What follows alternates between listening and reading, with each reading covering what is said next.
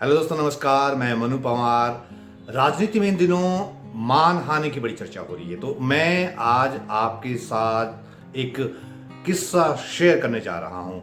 वो किस्सा शायद आपने कभी सुना नहीं होगा इससे पहले, क्योंकि इस किस्से को करीब 47 साल हो रहे हैं। दोस्तों, ये किस्सा एक सच्ची घटना है जिसका जिक्र मैंने अपनी किताब गाथा एक गीत की the inside story of Nauchami Narayan में किया है। ये किस्सा है एक दौर की सर्वशक्तिमान प्रधानमंत्री रही इंदिरा गांधी और उस दौर के बहुचर्चित नेता रहे हेमवती नंदन बहुगुणा की। ये वो किस्सा है जब हेमवती नंदन बहुगुणा ने खुलेआम प्रधानमंत्री इंदिरा गांधी की मानहानि की थी, उनके खिलाफ देवता नचा दिया था। तो ये पूरा किस्सा क्या है, ये देखते हैं इस वीडियो में।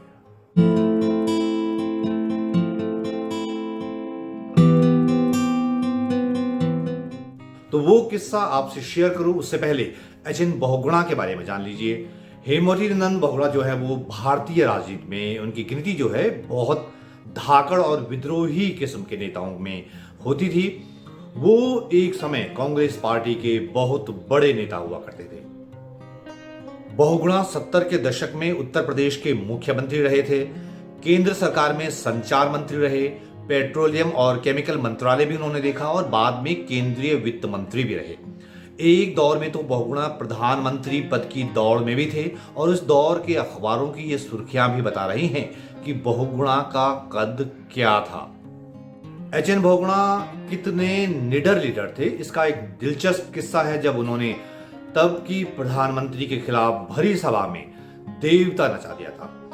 वो भी उन इंदिरा गांधी के खिलाफ जिनके बारे में कहा जाता था कि उनकी मर्जी के बगैर कोई पत्ता भी नहीं हिलता।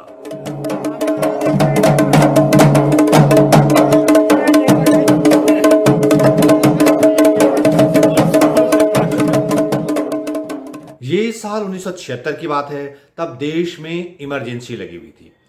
उस समय हेमवती नंदन बहुगुणा ने उत्तर प्रदेश के मुख्यमंत्री पद से इस्तीफा दे दिया था, बल्कि यूं कहें कि उनसे इस्तीफा लिया गया था।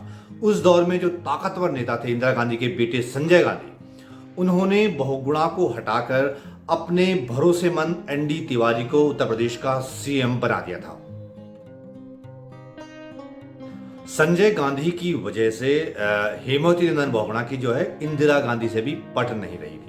जबकि एक समय बहुगुणा को इंदिरा का बेहद भरोसेमंद माना जाता था, लेकिन उनको सीएम पद से हटा दिया गया और उनको भले ही कांग्रेस पार्टी में तब राष्ट्रीय महासचिव बना दिया गया था, लेकिन हेमवती नंदन बहुगुणा बहुत खुंदक में थे।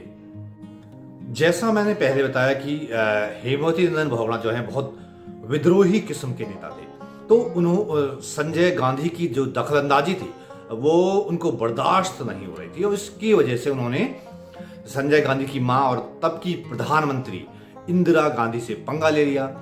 तो संजय और इंदिरा दोनों से जो है हेमवती नंदन बहुगुणा बहुत नाराज थे, बहुत गुस्से में थे।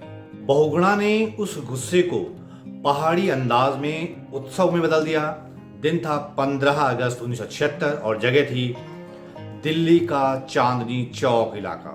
तब देश अपनी आजादी की 29वीं वर्षगांठ मना रहा था और हेमवती नंदन बहुगुणा ने भी अपनी अभिव्यक्ति की आजादी का जमकर इस्तेमाल किया, वो भी अपनी पार्टी की सुप्रीम लीडर और तब की प्रधानमंत्री इंदिरा गांधी के खिलाफ। एच.एन. बहुगुणा ने इंदिरा गांधी की फोक स्टाइल में मानहानि की।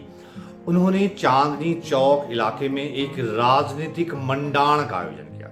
अभी जो मंडाण शब्द का मैंने इस्तेमाल किया है, ये जो है गढ़वाल का एक बहुत लोक प्रचलित शब्द है, मंडाण। उत्तराखंड के गढ़वाल इलाके में धार्मिक लोक नृत्य गीत की एक पारंपरिक शैली है जिसका आयोजन होता है खुले मैदान में या खुले आंगन में, तो उसे गढ़वाली में मंडाण लगाना कहते हैं। वो जागर शैली का ही एक रूप है। गढ़वाल के जो लोक वाद्य हैं ढोल और दमाऊं, उसकी ताल पर मंडाण का आयोजन होता है और मंडाण में जो है वो आम तौर पर देवताओं को नचाया जाता है। मंडाण जो है उसमें जो है वो दैवीय उपासना के गीत जो हैं वो जो गाए जाते हैं, उसकी गाथा जो है देवताओं की गाथा लगाई जाती है, उसे कहते हैं मंडाण। तो बहुगुणा ने इंदिरा गांधी के खिलाफ जो राजनीतिक मंडाण लगाया था, उसके लिए टिहरी के एक गांव से लोक कलाकारों को बुलाया गया था, जो ढोल दमाऊं बजाने वाले लोक कलाकार हैं, उनको बुलाया गया था। जो जागर शैली का गीत है, उसकी राजनीतिक पैरोडी बनाई गई इंदिरा गांधी के खिलाफ। ये पैरोडी किसने बनाई, ये बहुगुणा ने बनाई या उनके इर्द गिर्द लोगों ने बनाई, ये मुझे पता नहीं है, नहीं कहीं इसका जिक्र मिलता है। लेकिन एक राजनीतिक पैरोडी जो है जागर शैली पे तैयार की गई और इंदिरा गांधी के खिलाफ बहुत तीखा हमला बोला गया उस राजनीतिक पैरोडी के जरिए। तो उसको, उस गीत को ट्रांसलेट करके कुछ शब्द मैं आपको बताता हूं कि उसमें, उस गीत में है क्या। जय बोलो मेरी मीसा मसाणी, अदालतों पर तूने झपटा मार लिया, अखबारों की तूने आवाज बंद कर दी, लोकतंत्र को तूने बीमार बना दिया, खाते पीते मुल्क को तूने नामर्द बना दिया, चापलूस तेरे मांगल गीत गा रहे हैं।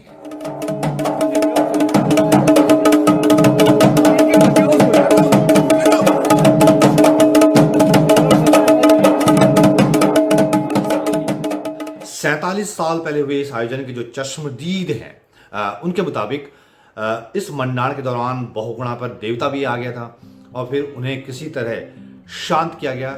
और एच.एन. बहुगुणा किस कदर चालाक नेता थे, किस कदर तेज तर्रार नेता थे कि उन्होंने जो राजनीतिक पैरोडी बनाई वो गढ़वाली में बनाई। इससे हुआ क्या कि जो गढ़वाली ना समझने वाले लोग थे, ना बूझ सकते थे, उनकी समझ में नहीं आया और न ही बात ऊपर तक गई, क्योंकि किसी को समझ में नहीं आया कि कहा क्या गया है।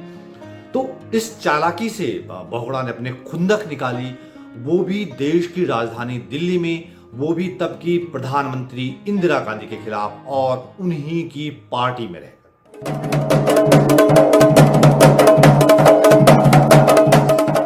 तो जब हेमवती नंदन बहुगुणा तब की प्रधानमंत्री के खिलाफ देश की राजधानी में ये गीत लगा रहे थे, ये राजनीतिक पैरोडी तैयार कर रहे थे, ये विद्रोह के जो है गीत गुंजा रहे थे, उस दौर में जो है वो आपातकाल का दौर था, वो जबरन नसबंदी का दौर था। लेकिन हेमवती नंदन बहुगुणा जैसा दुस्साहसी नेता ही ऐसा कर सकता था। उन्होंने इंदिरा गांधी के खिलाफ जो किया वो कांग्रेस पार्टी में रहकर ही किया, डंके की चोट पर किया। कल्पना कीजिए आज का दौर होता तो क्या होता। तो मुझे उम्मीद है दोस्तों ये दिलचस्प किस्सा आपको भी पसंद आया होगा।